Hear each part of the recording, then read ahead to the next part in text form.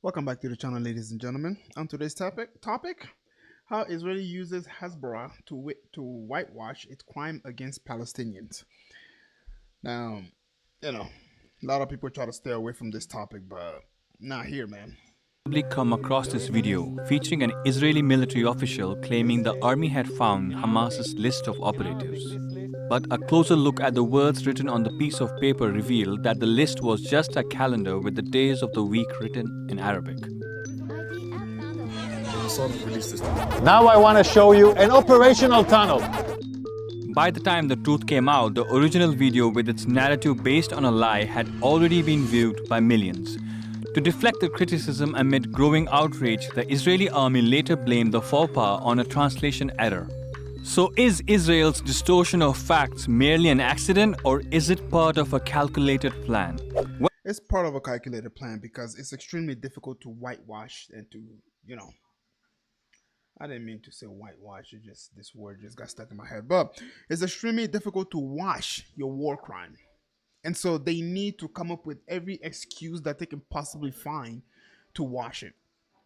And one of the best way that they can do that is pretty much to make it seem like we did it because of this reason, even though it's a lie, knowing full well that once the crime has already been done and before the truth has finally reached the people, it's already too late. Although this guy pointing at the calendar saying that this is the name of, whatever the heck it is that he said, that lie still didn't stop them from committing that crime.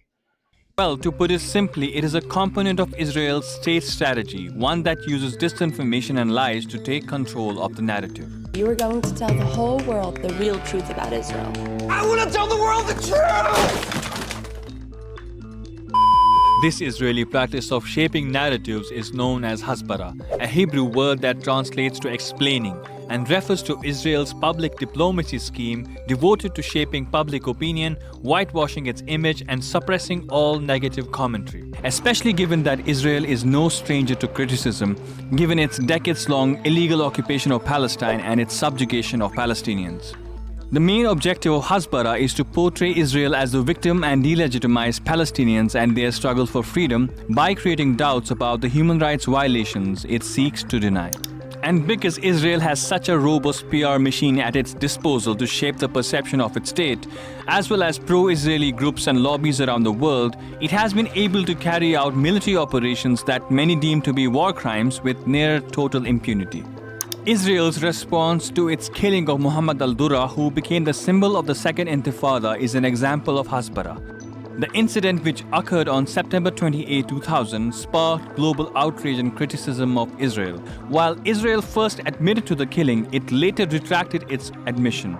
And in 2013, an Israeli government report claimed that Durrah had not been killed in the crossfire after all. If we can't convince them always, at least confuse them. A similar script came into play when Al Jazeera journalist And that's the plan right there. That's why they've managed to get away with it for so long. But now the narrative it doesn't work anymore. Everybody is against the whole entire movement. Everybody is against what's going on in Gaza currently. And so the narrative of lie, and hope that they forget is not going to work anymore. And everybody's just going to go ahead and just keep talking about it. And I choose to be among those who says something about it because I'm going to be quite honest. This is affecting all of us one way or another. Whether you like it or not, you may be one of those who decide to not say anything about it. But the truth of the matter is, it is affecting you. It may not be affecting you in the same way the Palestinians are being affected, but you are being affected by the damage that's being done in Palestine. Shireen Abu Akleh was killed in 2022. Abu Akleh's death showed to the world the dangers Palestinians face under Israeli occupation, with the international community condemning the killing. Again, Israeli authorities employed Hasbara to counter growing anti-Israel sentiment. Israel's then Prime Minister Naftali Bennett first blamed Palestinian gunmen for the attack, and the Israeli military later said it is not possible to unequivocally determine the source of the gunfire. However, the UN's Commission on Occupied Palestine conducted an independent investigation and concluded that Israeli forces had used lethal force without justification. In both these instances, Israeli authorities, with the help of media organizations and pro-Israeli commentators, pushed the state's narrative in order to absolve Israel of any wrongdoing and to deny its role in the two killings. The objective is to make the world see Israel as the victim by spinning the facts and discrediting eyewitness testimonies and reports that implicate the state in its own crimes. This also means Israel refuses to engage in dialogue where their facts can be challenged. Listen to this speech by Palestinian author Edward Said about the then Israeli ambassador to the United States, Benjamin Netanyahu, who declined to debate with him on a TV set. And then he said, Mr. Ambassador, why won't you speak to Said? He said, because he wants to kill me. And That's funny. It's kind of the same narrative that Tim Pool was using against Nick Fuentes when he was challenged to debate Nick Fuentes. So the story goes along the line of Nick Fuentes was playing GTA and he made some kind of joke about, like he hit somebody with a car, and I think it was something along the line of like he wished I was Tim Pool. And so Tim Pool took that and ran with it and said, I'm not debating this guy because he wants to kill me. I kid you not. Go look it up. And the moderator, without batting an eyelash, said, oh, really? Tell us about it. And then he went on about how Palestinians want to kill the Israelis. And that. I mean, there wasn't any sense in which the whole thing was totally absurd. In the context of the Israel-Palestine conflict, Hasbara is essentially propaganda, primarily aimed at the West that is crucial in shaping Israel's global image. Hasbara isn't accomplished through international media only. Israeli universities, research centers, and NGOs like Hasbara Fellowships and Birthright Israel regularly offer hundreds of students and influencers around the world subsidized trips to Israel to give them first-hand experiences and tools to ultimately return to their communities and campuses as pro-Israel advocates and leaders. This is finding out what life is like here. This is finding out what the truth is in Israel and how to bring it back so we can educate others. Remember, Ladies and gentlemen, keep in mind that these are a bunch of Europeans who converted to Judaism back in the 7th century and decided to, take other people's land. These are not the original Jews, in case you didn't know that. They're not the original. They're convert. They're Ashkenazis. They are a byproduct of what has been going on for centuries, which is what? Colonialism. So yeah, before the UN and all these other council was created to stop, powerful nations from taking land from smaller nation, what you see that's going on right now in Palestine is what was happening before the creation of all these organizations.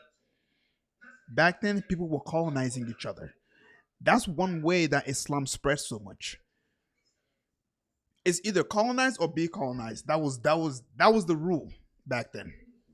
And so when these organizations started to be created, obviously, a lot more protection came in. But you got some people who have the mindset of, we need to keep this going because this is the only way we can keep our power growing. Which is what? Take land from other people unjustly. Ashnap, star of Stranger Things, he also visited Israel on a Hasbara trip that was sponsored by Ash Global, an Israeli advocacy group. And amid Israel's current war on Palestine's Gaza, Noah was seen distributing stickers and pamphlets that glorified Zionism. There's even a Hasbara handbook that contains talking points and even advises that the word administration should be used instead of occupation and that intifada should be avoided and replaced with a wave of violence. It also states that celebrity support for Israel can help to persuade people that Israel is a great nation.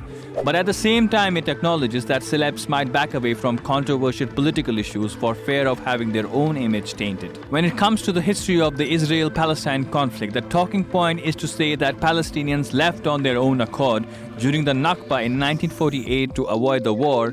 It also seeks to instill concern among Israel's supporters, claiming that the reason Israel opposes the right to return of Palestinian refugees is because their return would mean that Israelis would become a minority in their own land. Israel's multiple wars. It was never their land in the first place.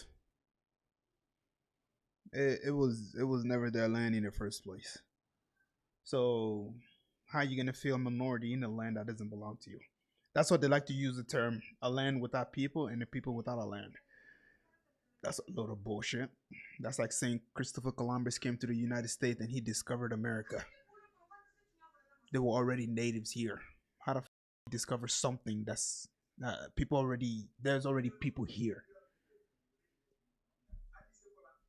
Wars on Palestine's Gaza in the last 2 decades have occurred during the digital era. For Tel Aviv, the digital landscape is another battlefield, and it uses Hasbara as information warfare. Supporters of Palestine and the Palestinian diaspora are actively involved in organizing protest movements and launching hashtag campaigns to bring the world's attention to Israel's violations of international law and human rights in occupied Palestine. Truth of the matter is that the world knows what's going on. It's the leaders that are pretty much not doing anything about it. To counter the Palestinian narrative and any anti-Israel content, Israel has created online blogs and has maintained an active presence on X to disseminate information faster than before and to set the tone on unfolding events as quickly as it can. Since 2010, Israeli authorities have invested millions of dollars in weaponizing social media to whitewash Israel's image. The state recently spent $26 million to fund its Hasbara activities in order to promote the legitimacy of its war on Gaza.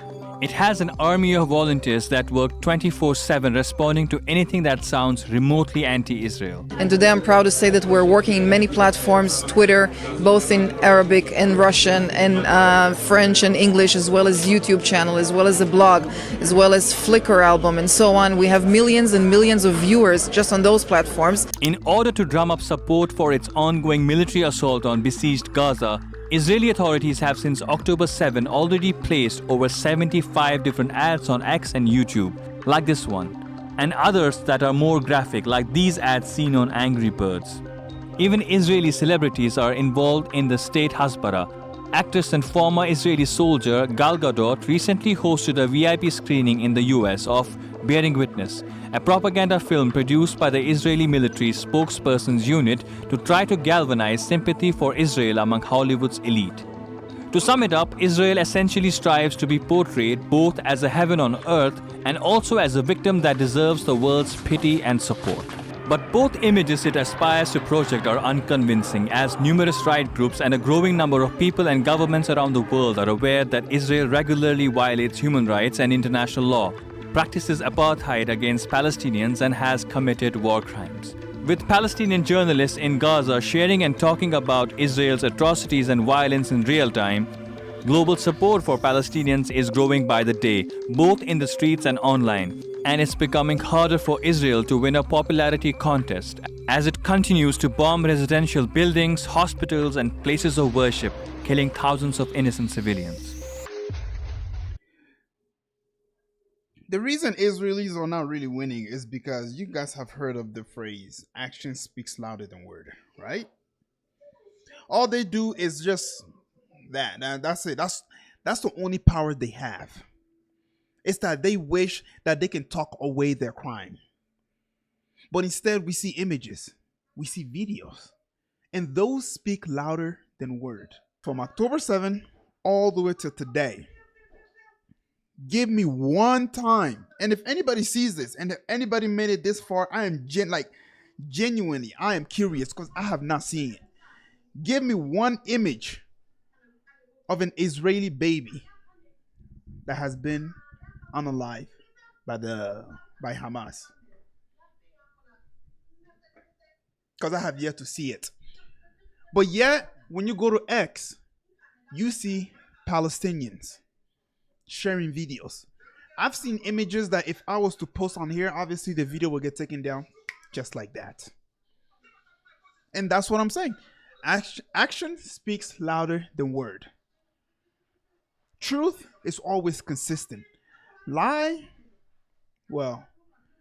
is something that you always have to come up with more and more. And that's why lying is always one step ahead of the truth, because the truth is always consistent. It's easy to make up lies. Very, very easy. But I'm genuinely curious. Like, honestly, if you made it this far, please, if you have a video, put it in the link or something, and, give me a website that I can go to go see an actual unalive baby from the Israeli side that was done by Hamas.